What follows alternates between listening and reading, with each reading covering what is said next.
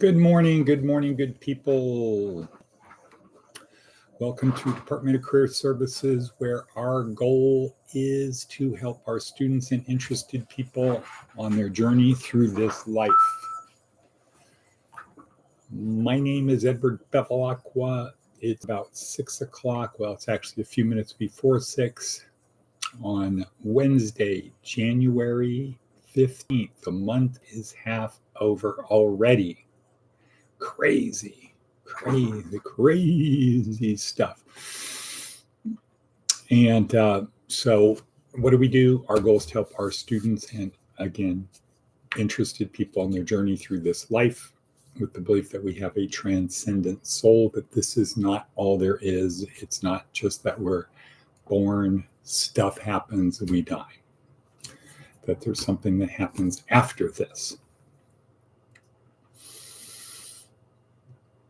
And we're here to help our students and interested people on that journey. That life is not a destination, it's a journey.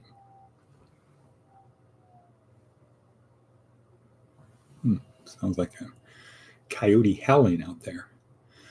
A lone wolf howling, a long, slow, quiet, silent, not silent, nearly silent howl. Okay, so boom. How do we do it? Well, the main way we do it is through the worksheet that's attached down below. The worksheet, yes. But there's the podcast, there's watching, it's the consistency. As Darren Hardy says today, it's the consistency of it. It's the consistency of doing the work every day, doing the things that other people won't do. Figuring out what is the thing holding you back from doing the great thing, figure out what is that, and then go for consistency. Right. I just remembered I did something wrong. Here's my cup, but I don't have the secret ingredients to go in the cup, so I'm thinking, should I go off camera, grab them, or we can edit that out, right? Okay, so I'm going to do that quickly, and you can see my morning routine, but who cares? The theme of today is commit first, then do the work. So this is an important one. That is from advice from Seth Godin about taking advice. Commit first, then find out the details of what you need to do. Okay, advice from an 80-year-old. I'm going to tell you the advice from an 80-year-old. Let you ponder it for a second, and then we can go on from there. Advice from an 80-year-old. Never deprive someone of hope. It might be all they have.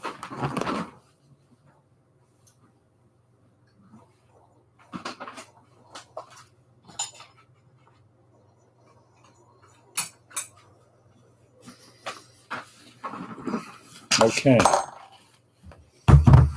So,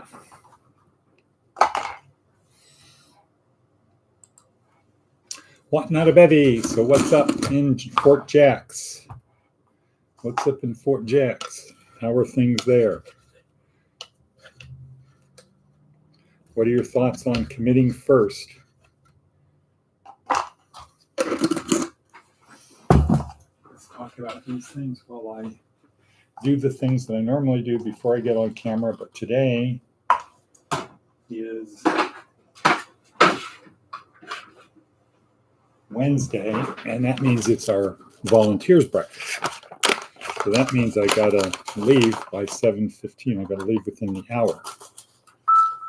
What does that mean? If I have to leave within the hour, I don't have a lot of time. Oops. I already did my 10 minutes on the Peloton. It's a form of self-discipline to stick to commitments.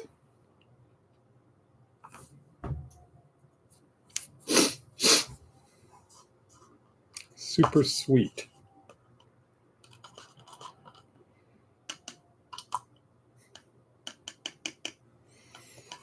Okay. Not sure what that means, but got it. Again, my apologies, people.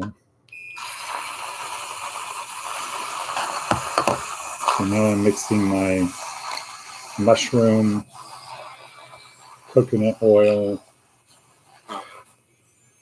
with my industrial strength whisker.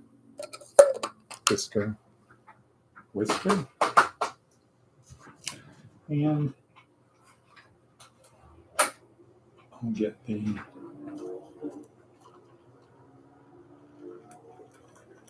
coffee. A very hot coffee that I'm going to pour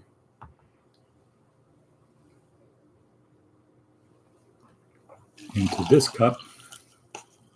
Transfer heat. Again, my apologies.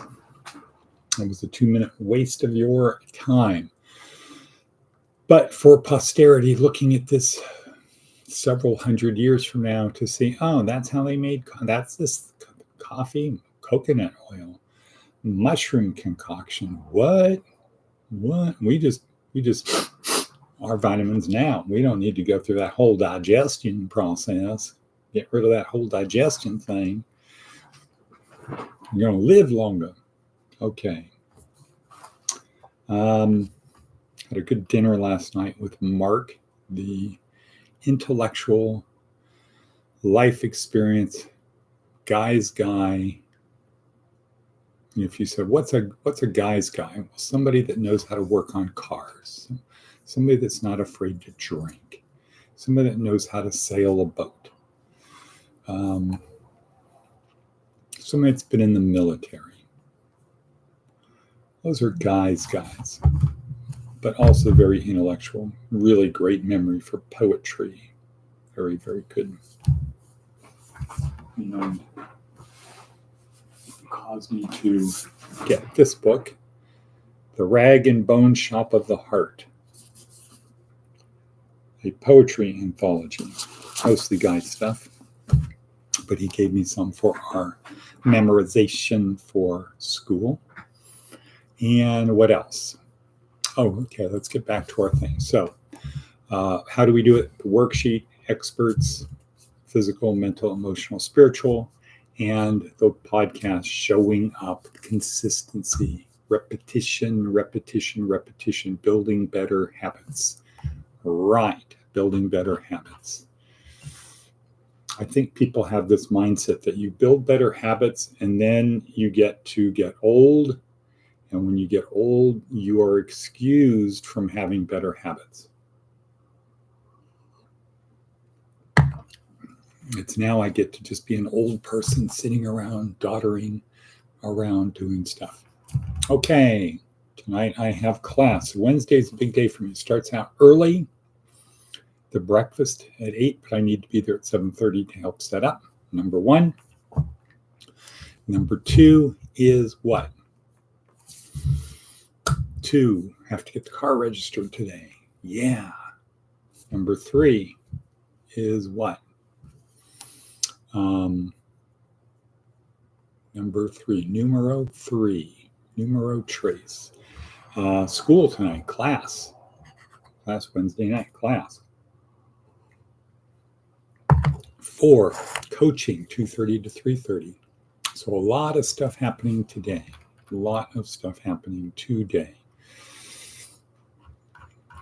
New student, got to get her onboarded, et cetera. So how we doing for time? 9 minutes. Okay.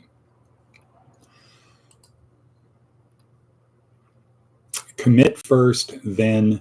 So let's look at what Seth Godin says, because that's where it came from. Good advice.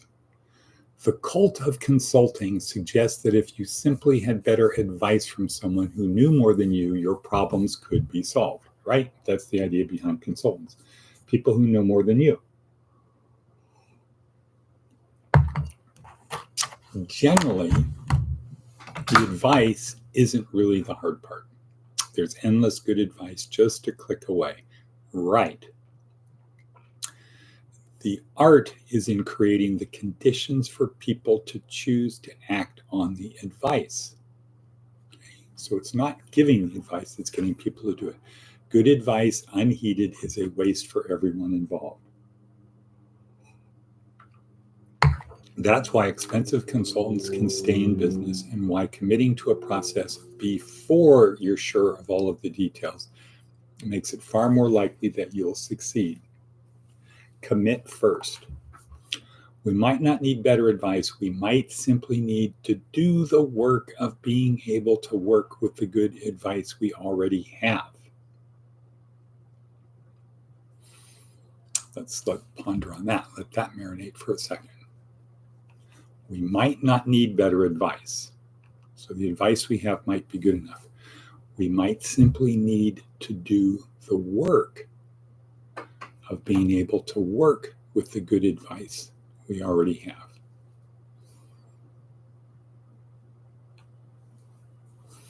In other words, you get advice, you second guess it. Is this advice right? I don't know, it kind of doesn't make sense. So in other words, that can boil down to 4 words. Be like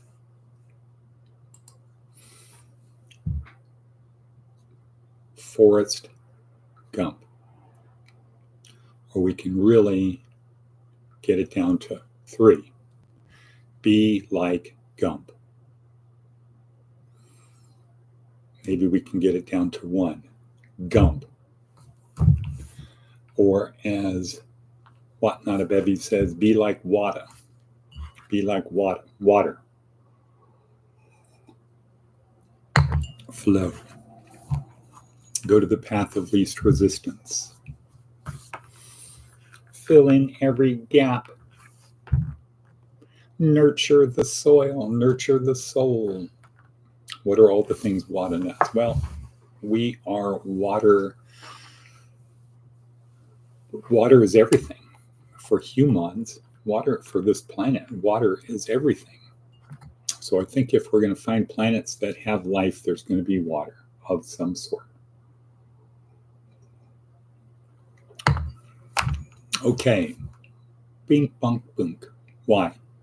Well, when you need chemicals to mix and react, if it's dense like soil, it's too hard for them to mix, right? If it's like gas, it's too hard for them to join. So water is the perfect medium for chemicals to interact. You can, because over time, right? Just think of a creek. You put something in a creek, and where does it end up a day later? A long ways away. So you have mineral deposits or whatever near a river. The water is constantly mixing those things down. You have vents at the bottom of the sea, et cetera, but time is racing. Let's get back to it. Any other? Yeah, there's some really good stuff today. Jordan Peterson talking about IQ and hard work. The number one best predictor for success, where psychology has really done a good job, is IQ. And I think he said that accounts for up to 25% of how successful you'll be is IQ. You take 2 people of equal, all other skills, but one person is smarter than the other. The smarter person will crush, depending upon the gap in the IQ, the smarter person will do better. You take 2 people of equal IQ and give them a task. The person who is more conscientious, who will work harder, that's the second best predictor, is how hard will you work. 2 people equal IQ, the person who works harder will be more successful. And then the third factor, and that's only like 9%. So 25% of success looks like IQ. 9% is hard work. 4% is something like agreeableness to negative situations, overcoming negative situations. That's only 4. So if you take those, that's about 40%. 40% has to do with IQ, number 1, by far. How hardworking are you? So if you take 2 people of equal IQ, the more hardworking one will be more successful. If you take people of equal IQ and hardworkingness, the person who has a better attitude will be more successful. So if you just focus on those things, but IQ is important. So what not a bevy, you're lucky. And IQ tends to be the average of both of your parents. Tends to be the average of both of your parents. And it kind of is, there's this point where if you have parents of high IQ, they value intelligence. So they want you to maximize your IQ. Where people of low intelligence don't really see the value of intelligence. They don't know how to do the things to get you to have the highest IQ possible. So smart people tend, over long periods of time, generationally, tend to be smarter, and not smart people tend to be less smart. But the way Mother Nature, the way the system works is these people usually don't last long. They don't have as many offspring as these people. And it's not the people at the top that have the most kids. It's the people that are the most conscientious, probably have the most kids. They're more pragmatic. Okay, so 16 minutes in. Gotta go, gotta get stuff done because I gotta be ready to leave. I gotta be in the shower at 7. So thank you for being there. Shiva Sin Shalom. And Whatnot Bevy, how does your day look today?